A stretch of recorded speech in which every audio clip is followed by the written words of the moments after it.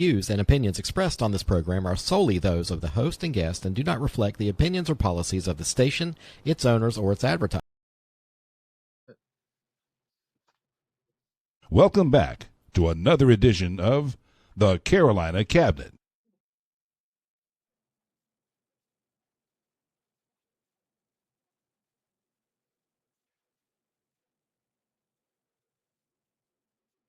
Well, everybody, good afternoon and welcome to the Carolina Cabinet. I'm your host, Peter Pappas, in studio with the lovely Laura Mussler. Hello, hello. And we here at the Cabinet know this is the smartest hour of radio. Our job is to give a voice to the conservatives of Fayetteville, Cumberland County, and beyond. And today, you're stuck with just me and Laura today. I think that's a pretty good deal. I think so too. I For think we some, do this for pretty some. good. Yeah. Sometimes, but, you look very nice today. Thank you. I mentioned, and you said, well, That's right. you always do. Well, the other day I came in, I didn't even realize I never put on makeup. Yeah. I was so sick that I just was unfunctioning. You were still acceptable even in no thanks. makeup and jogging pants, but we wouldn't really take you many places. But Right, thank you. I appreciate that. so, what kind of trouble since the last couple of days have you managed to find? Not Been me. in trouble? Not you? I've not gotten in trouble, but I heard somebody else did. Well, I just like to interact with our state senator. And again, it's that online persona you deal with versus the in-person, shaking hands, looking in the eye. Big difference. There is a big difference, and I will be inviting her because she does have an election this year. She is up for election, Senator Applewhite. Of course, a lot of Democrats and a lot of people in her caucus, they are anti-ICE.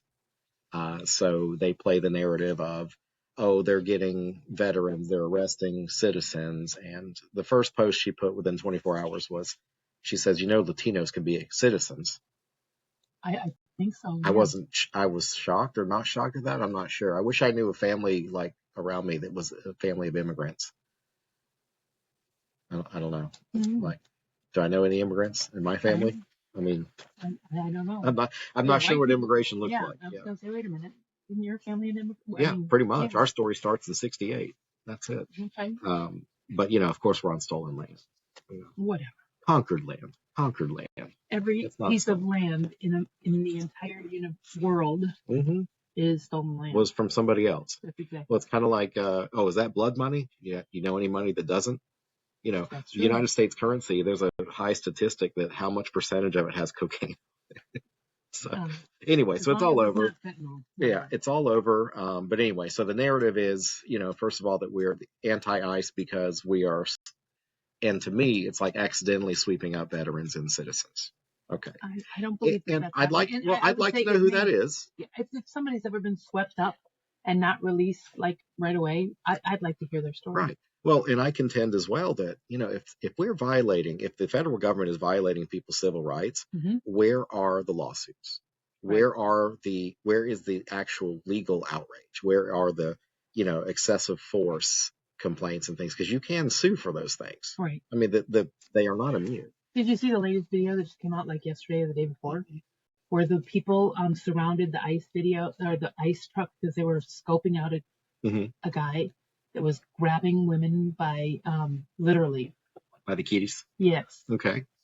And ICE was there to arrest him. He had a child. Yeah. Yeah.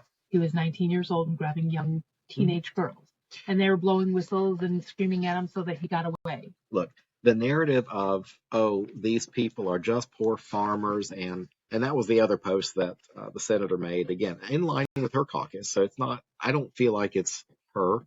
But no.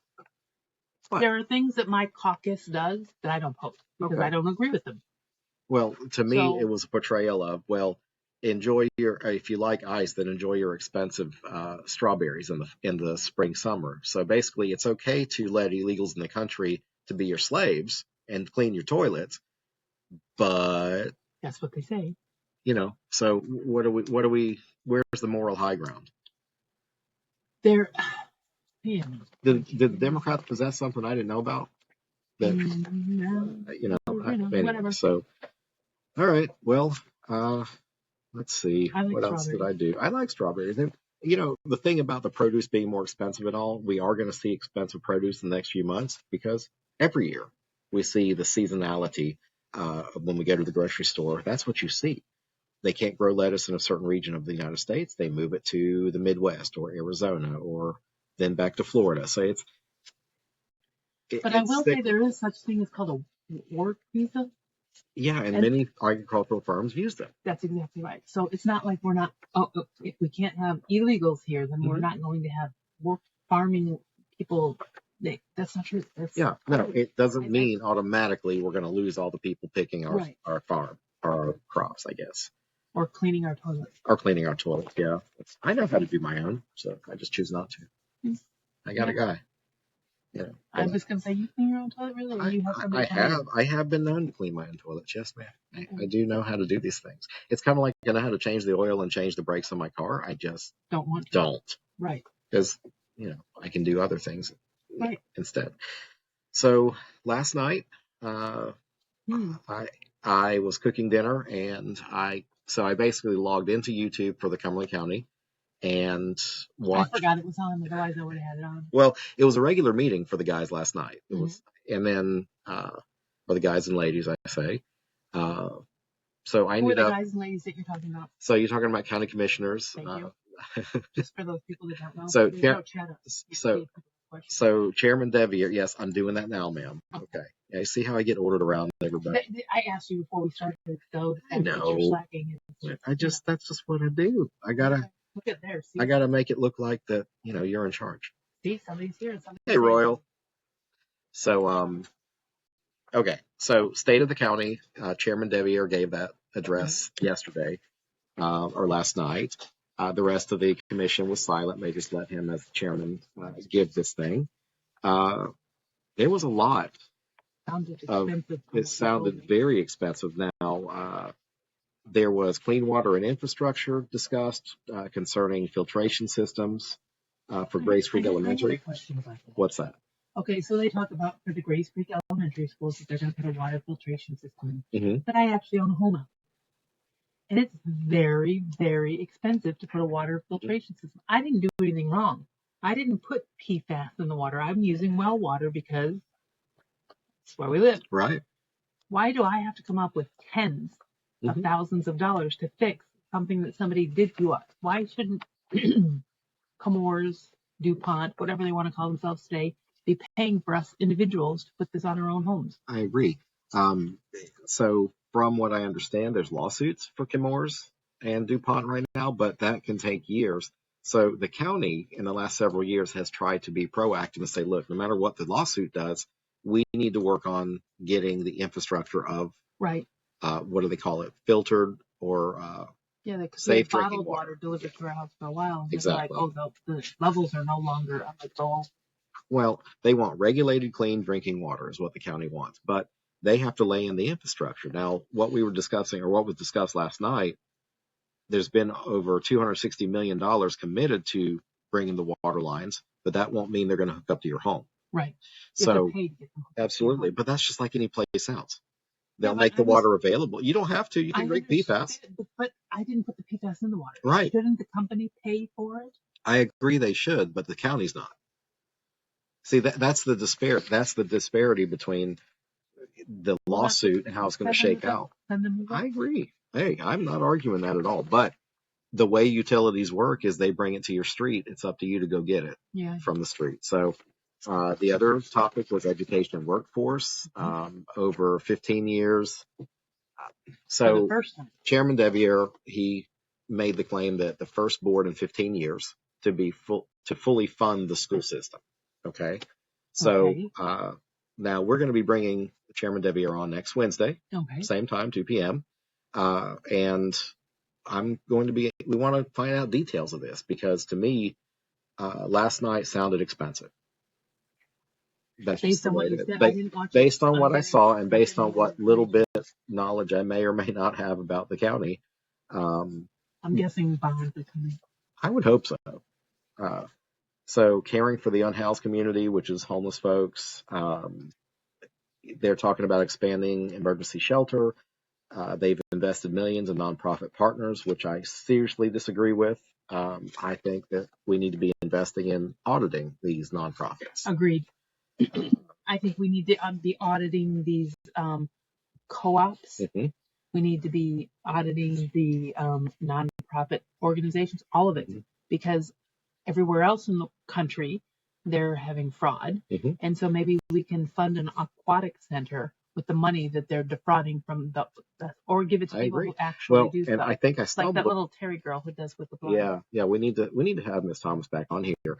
I think actually I ran into some grift. I got to dig into it a little bit, but I put an offer on a property for a client last weekend, and I said, well, let me figure out who the neighbors are, right?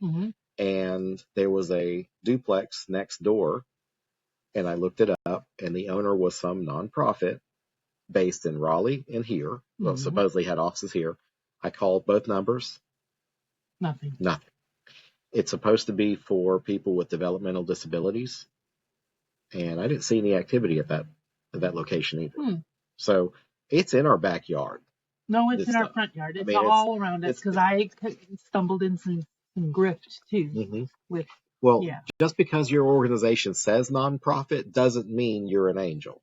Somebody's profiting. That's right. Somebody's getting the CEO pay. Somebody is getting a staff. Nonprofit means you're working for the community supposedly, but if you're getting $1 million and your CEO gets $750,000, that's not really what you're. Well, he's profiting. It's okay, but it's nonprofit. See. Right. Okay, so that's my concern with this rush to funding and this we are generally a Christian nation that we want to give somebody a hand up. We want somebody to eat. We want somebody sheltered. Right. But then you need to ask the hard questions. Do they want to be sheltered? Number one. Number two, are they content with that lifestyle? And what other services do we need to give? It's not just about a roof over somebody's head. And that's why I think it's got to be done one person at a time. Well, and that brings us to the next, where the discussion of mental and behavioral health.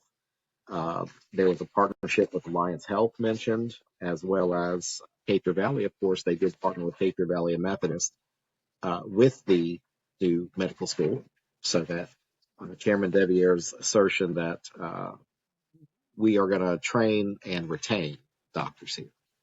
That's everybody's aspiration for this thing right now. Well, we're going to have a medical school, and we're going to have a bunch of them. Reality is different. Well, I can't pay my bills with aspirations. Right. So we'll go from there. Public safety, there was discussion again about the 911 center. Of course, discussion of the military community. Everybody knows we're next to Fort Bragg, the largest base and the largest in the world. And we have attrition out of the military, about 7,000 people a year leaving. We're only holding on to about a third of those. So how do we make life worth living here in Fayetteville, Cumberland County? So that's quality of life. To the next part, quality of life. So what did you see there? Aquatic center? Yeah. Oh, wow. So okay. The new children's museum? So there's always been a lot of chatter with aquatic center. Whether isn't there one straight down on Raker Road? There are pools. So there's one in Hope County, yes. Okay, so then can we as Cumberland County residents use the one that's right on the other side of the county line? I don't know how that would work cooperation-wise, but I do know that what governments don't do well is work together. I mean, we haven't seen collaboration between our own city and county to this extent in 20 or more years. I would do an exploratory to see if, hey, maybe Cumberland County, instead of spending billions of dollars to, because that's what it is. Well, there's no price tag assigned yet. So let's be fair. Yeah. It could be million with an M still. 999 million, but maybe. Whatever. But I mean, maybe there's for those people that want to use it, maybe the Cumberland County residents who want to use the aquatic center could pay, $20 a year or something. I think Hope County would be wise to do that because, as far as I know, they can barely pay their light and water bill in that place. So wouldn't that be beneficial? And then everybody would have their aquatic center. It wouldn't cost those of us that aren't going to use an aquatic center. If I do use an aquatic center, I go to the gym. So if the county uses taxpayer money, they want to create an economic driver. They want to create economic impact. Right. Okay, like with the Crown Coliseum, you want heads and beds, you want hotel rooms, you want restaurants occupied. So I think Cumberland County is not looking at Hope County as a partnership because we got I-95 right here. Hope County doesn't really have anything. Okay, but I would think. What? Just out of curiosity, an aquatic center, what revenue would that bring to Fayetteville, North Carolina? Especially since there's one down the road. So it's not like people are going to come into ours. Is that a regional one, though? See, I don't know. Let's go out there one day. It's huge. I Is know it? that. Okay. I drove past it. So, hey, Pam. I have a. So, Pamela, when's the last time you went swimming? I'll wait. No, Hope County is too well, it's too far away for the eastern residents of Cumberland County. I agree with that, but we can't. I think we had Ms. Janine Ackles on here. She was talking about east of the river. You know, just because you choose to live in a rural area of town doesn't mean we need to bring the town to you. I think there has to be some responsibility, of the citizen. I'm not making her mad. I want to know, I mean, you do have a car, and that is part of, So, and I know Pamela and Darden Jenkins and some other people, they are advocating for this aquatic center, but how often have you used that? How often do we go swimming here? We have public pools. Mm-hmm. So, what's the value? How much are we expected to spend for, I don't know a lot of people that compete in swimming. Maybe was that a thing in high school? I don't know. She uses. Oh, come on now, Pamela. You're not senior citizen yet, are you? No. Anyway, well, I'm glad you have a pool that you can Valley use. has one too. Also, the Healthplex. The Healthplex has an indoor pool. Yeah. Well, that's for therapy and stuff. And like she said, the senior center has the indoor pool. Okay. So I just, you're talking about a multi-million-dollar project that we already have a problem in this community with completing projects or getting them done correctly. I don't mind a multi-million-dollar project if it does multi-million people. You know what I mean? I don't want to have a multi-million-dollar project to accommodate 1,000 people. Yeah. See, that's what I'm getting at is the demand. What is the true demand for an aquatic center? Because there has to be other regional ones around. Let's take a road trip. Anybody who wants to go to the aquatic center, send us an instant message. Let's go out to the aquatic center in Hope Mills. We'll ride a bus. No, not really. We have cars. But we'll do the cars. Meet here at the resource center. Let's drive on up there and check it out. See how often it gets used. BYOB and lunch is on you. There you go. Okay, so Pamela says, very small, other cities and towns have nice indoor, but not Fayetteville. Well, Fayetteville has to remember that we're not a little town anymore, and we have larger city issues, but in my book, I'd like to prioritize utilities and infrastructure to bring the tax base that we can afford this, no questions asked. And the aquatic center literally is 20 minutes down the road. For Rayford, yes. I mean, from... Well, I live in Hammond. Well, but I think our friend lives across the river, so that would be like a 45 minute. Well, no. The good news is you can jump on 295 the loop, and you can flip right around there. You're just not going to let me have this one, are you? No. No. Now the loop takes you right on over to... Okay, fair enough. All right. Pamela, soak it all in, because we... I love you, Pamela. Soak it all in. Yes, don't be mad at us. Yes. And I will say something. I like horses. Well, I think we should have a horse center. Speaking to economic impact and things like that, one thing that I plan on raising at the next Civic Center Commission meeting, we are operating on an old set of books when it comes to economic impact. What does that mean? The Crown Coliseum operates at a deficit, so they lose money every year. Oh, good. Right now, that money being lost is backstopped by a 1% food and beverage tax. So when you go to the restaurant, I collect an extra 1% that goes to the county to pay for capital expenditures at the Crown. So buildings, maintenance, whatever. So...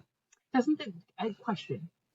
Does the Crown Complex have, rooms that you could rent for, meetings and things like that? Are they affordable? Ballroom stuff. I don't think they have smaller. I'm sure they might have some breakouts. I don't know, but I can get back with you on that. I've seen smaller rooms, and So the last several meetings that I've been in, when I've had the right people from the Oakview Management Group that manages the Coliseum, it's like, look, what does it take to get our facility to break even or make money? Right. Because if that food and beverage tax is repealed, we're essentially going to be giving $3.5 to $4 million of our tax money from property taxes to subsidize anybody that goes out to see a show. Okay. I don't want to see that. So but something I discovered that was alarming was that the justification for giving that money to the Crown is that the Crown brings $35 million a year in economic impact. Okay. I hope that's true. Well, see, here's the thing. I don't know, because that's a number that I've known for 10 years. So Okay. I know that nothing gets cheaper. Well, but wait a minute. If the impact was so great, then why are all the hotels that are around the Crown Coliseum dilapidated crack dens? That's a good question.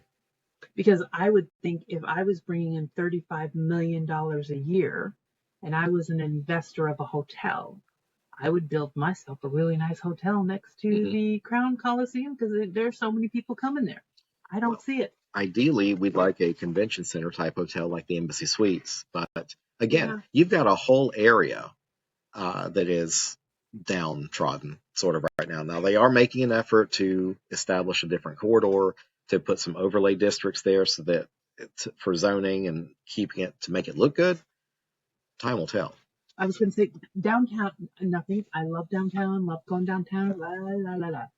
Wouldn't it be great if we could expand it? I mean, because that is District 2, which is part of downtown too. The Crown Coliseum is part of District 2. So, like, let's build up that area. So make it a destination where you come here, you go to the Crown Coliseum, and then let's go visit the little downtown. And it all benefits, as opposed to cramming everything downtown where people don't want to go downtown because it's all crammed.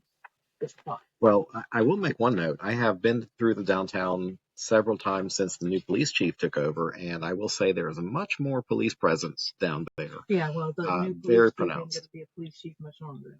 Oh boy. Well, maybe we should have him on before he leaves. Oh, I guess that's Cumberland County Sheriff, not the chief. Sheriff, yeah, not the chief of police. Yeah, I'm like, what did he do? Okay. No. So again, back to state of the county, we had discussions of economic growth and innovation. Again, that's stuff that gets in the weeds. But one thing that jumped out that Chairman Deviere said that I liked, they now have public financial dashboards to see where our money's going. Okay. So it's something that's available to us on the web, that they have been adamant about live streaming their meetings and holding regular press briefings. So I will say that effort shows with this board. That doesn't mean there's not other room for improvement. Right. So anyway. And we have county commissioner votes coming up. So. We do. We have District 1 and we have at-large positions in November.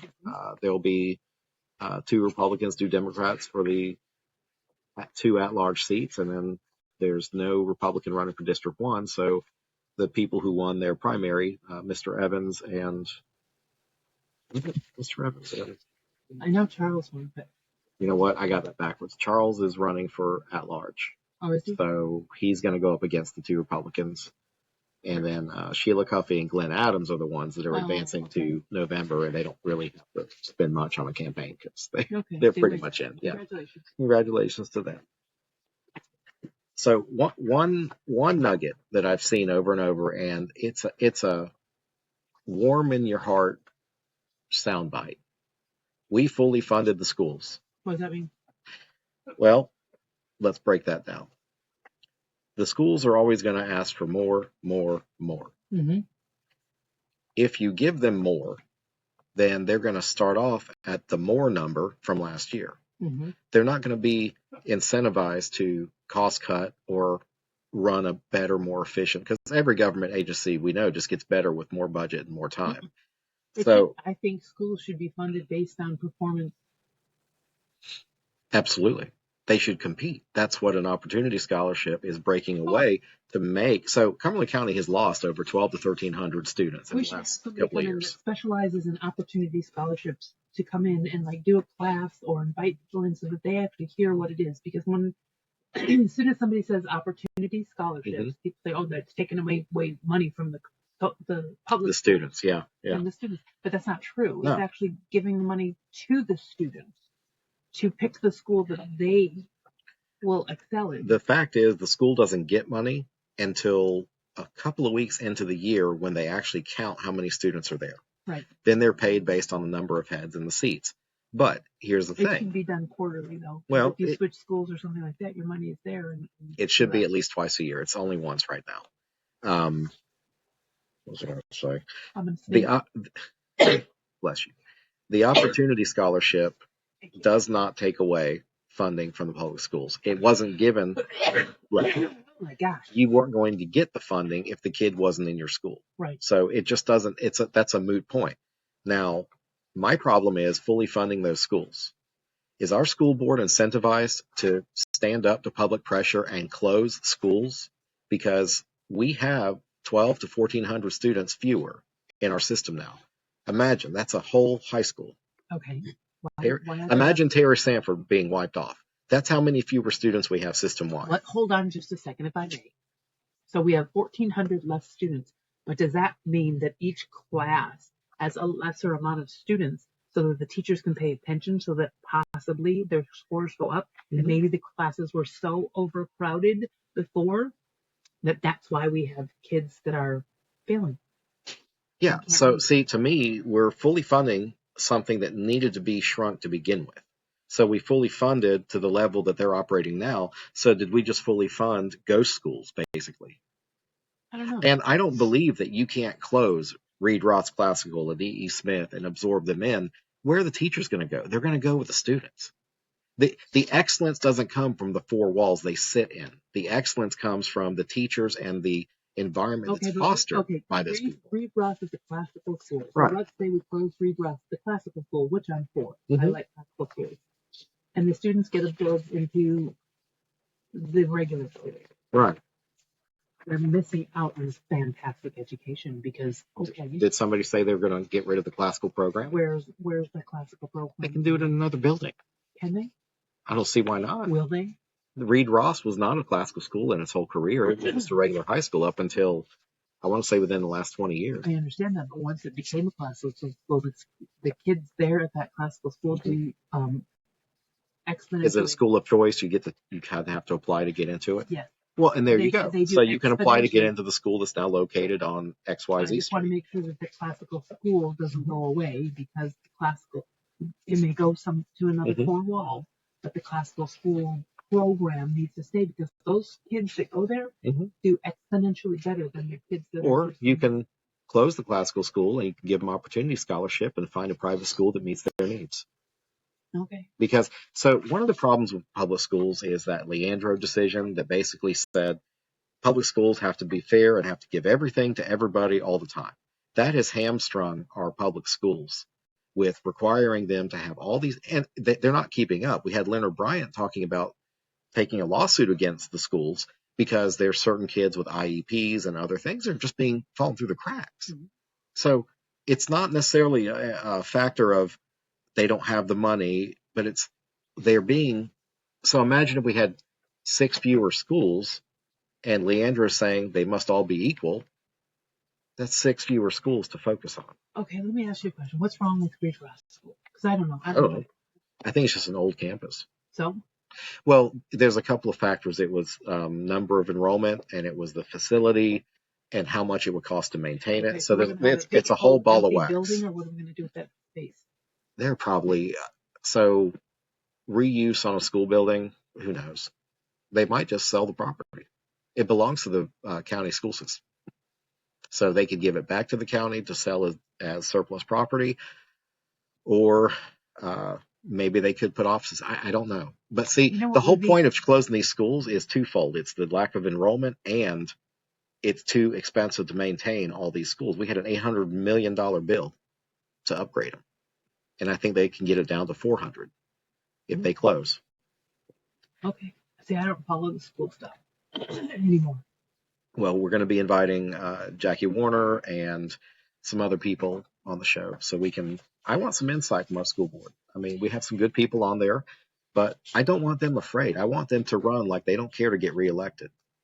Yeah. I want to see them take a stand, because I actually had a conversation about that the other day. These people, okay, there's got to be something going on and I don't know what it is.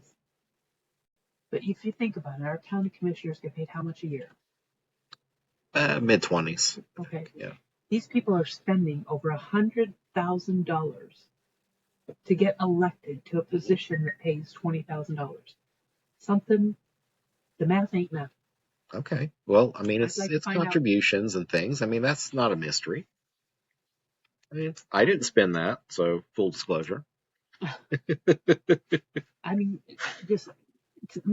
I'm just wondering. Mm-hmm. What's your point? I don't know. So we have these people. Does the school board get paid, or is that not a paid position? That I'm not sure of. I just want to know what's going on behind the scenes that we're not seeing. I want what's that guy's name that goes around the guy from the Leering Centers? Yeah. Yeah, I don't know. I want to find out why people are spending $100,000 to get politics. I mean, money is the mother's milk of politics. We all know that. And it's not even about politicking anymore. It's marketing.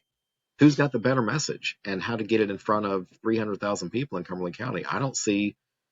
So you're alleging possibly quid pro quo that their people are contributing and then they are getting their way. Oh, you're pro builder or you're pro whatever. Okay. I just said builder. What's wrong with being pro development? Nothing is wrong with it. See? I'm not saying that it is, but I don't know. It's just kind of strange when I started. I would not imbue anybody's character or their. I'm not imbuing anybody's character. I just want to know what's going on behind the scenes. Well, I wouldn't in general. Case by case, there are certain people in certain positions that I think need to be looked at closely. Okay. I mean, and that's the truth. That's why we have Dave Auditor Bullock coming down here to Fayetteville. I've seen some chatter about Hope Mills, that he's trying to audit Hope Mills. So, I mean, hopefully we'll have our reckoning. I hope so.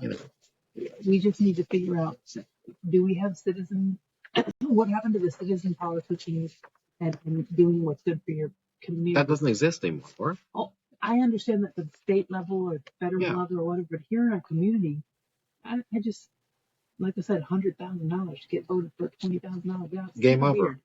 Well, look, it's what it is. You can't change it, neither can I. And I just want to know why. Because you got to market to 300,000 people. Okay. And people support your position, they're going to want to help you.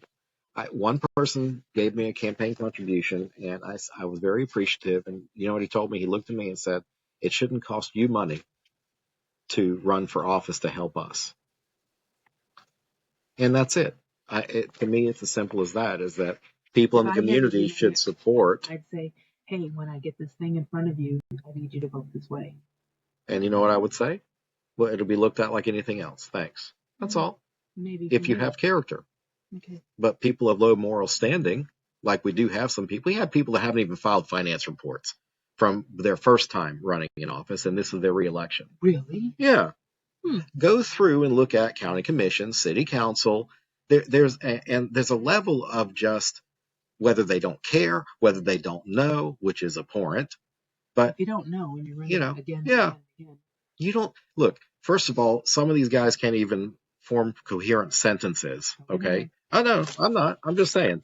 English language sometimes to these guys is a foreign concept. But second of all, they just very flippantly don't file these reports that everybody else feels compelled to do. Yeah, if we don't file our report, well, if you don't file the report, then you don't have to say on paper that somebody did give you $50,000 so that you would vote a certain way because they're not filing reports. So, look, what did I say about the nonprofits? I'd rather spend, if we're going to give them $10 million allocated to nonprofits, we need to spend $100,000 on making sure that we have a system to check them. Agree. So, hopefully not another position inside the. We're just talking. Yeah, we're just talking. I'm not accusing anybody of anything. Just saying. I can and I will. Not me. So, okay. So, everybody joining us today, we appreciate you watching. Now, Monday, we welcome Ms. Olivia Cook. She is a regional leader with People for People, an organization focused on community development and grassroots engagement. So that'll be fun to unpack that. And then on Wednesday, we will have Chairman Kirk Deviere. Yay. So we will see you all on Monday evening. Have a good afternoon. Bye-bye.